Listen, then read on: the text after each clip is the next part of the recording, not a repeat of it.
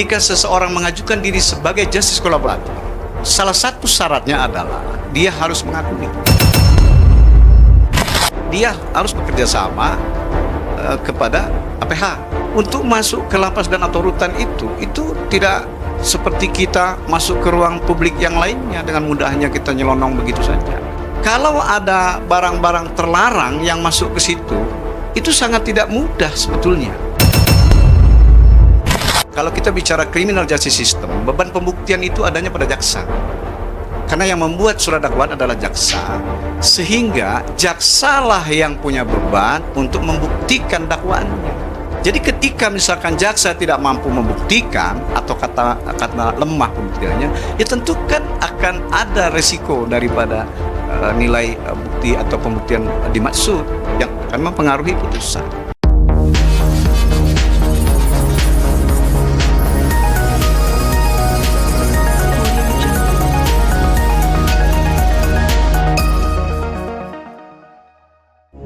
Kasus dugaan peredaran narkoba yang menjerat Amar Zoni hingga kini belum menemukan titik terang.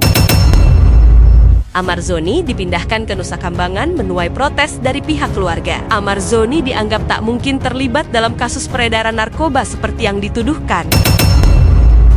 Sang kekasih Dr. Camelia bersama adik Amar Zoni mengajukan permohonan perlindungan ke LPSK. Permohonan tersebut dimaksud agar Amar Zoni sebagai justice kolaborator guna mendapat perlindungan saat memberikan kesaksian di hadapan majelis hakim terkait tuduhan peredaran narkoba di Lapas Salemba. Lantas, bagaimanakah respon Ketua AIPKON terkait langkah yang diambil Dr. Camelia serta Aditya Zoni? Apakah dengan menjadi justice kolaborator tak akan membuat Amar Zoni semakin terancam? Saksikan berita selengkapnya hanya di Inkusep Entertainment.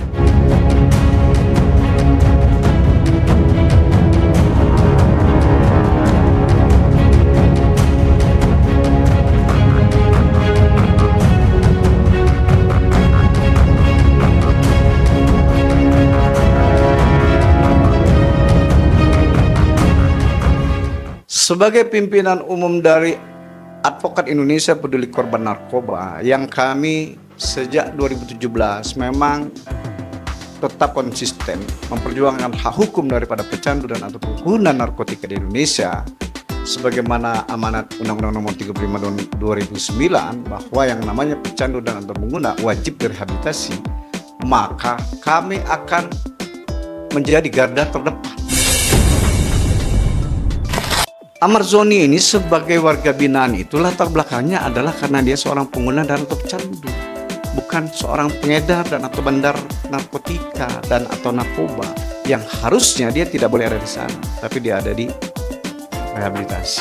Apa yang dilakukan oleh keluarga dari Amar Zoni mendatangi LPSK yang tujuannya untuk membuka seterang-terangnya peristiwa yang terjadi sebenarnya, itu saya duga adalah yang dimaksud untuk memposisikan Amar Zoni menjadi justice kolaborator dalam persoalan dimaksud.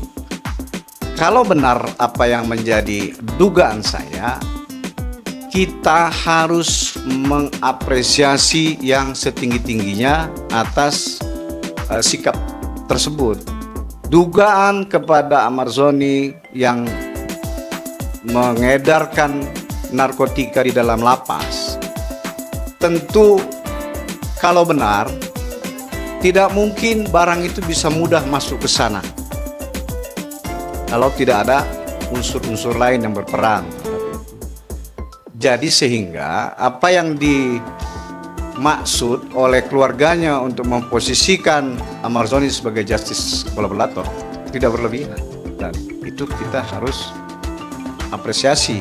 Untuk mengajukan diri sebagai GC atau justice kolaborator itu memang dasar hukumnya adalah itu diatur di dalam Undang-Undang Nomor 13 Tahun 2006 yang dirubah di Undang-Undang Nomor 31 Tahun 2014. Kemudian ada juga nama peraturan bersama Menkumham, Jaksa Agung, Kapolri, KPK, dan termasuk Ketua LPSK.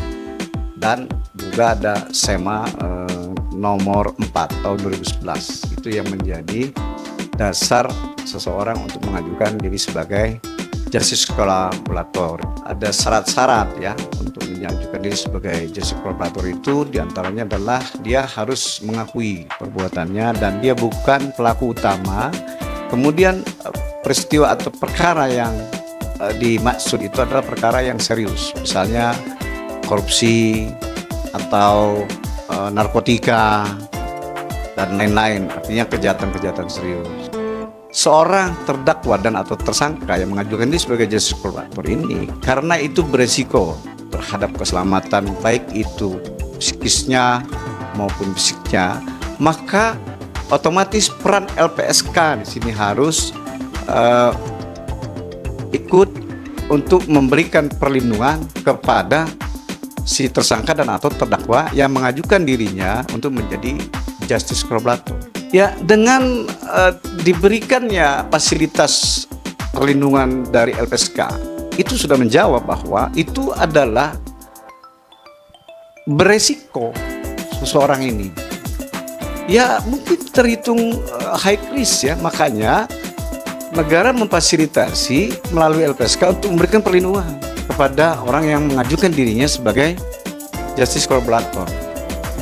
Saya kira itu yang harus dipahami. Artinya seorang justice collaborator ini adalah orang yang mengetahui banyak atas suatu peristiwa hukum yang tidak terungkap, pihak-pihak mana saja yang terlibat, atau mungkin ada orang-orang tertentu yang punya kekuasaan dan atau dia punya kemampuan besar yang juga terlibat.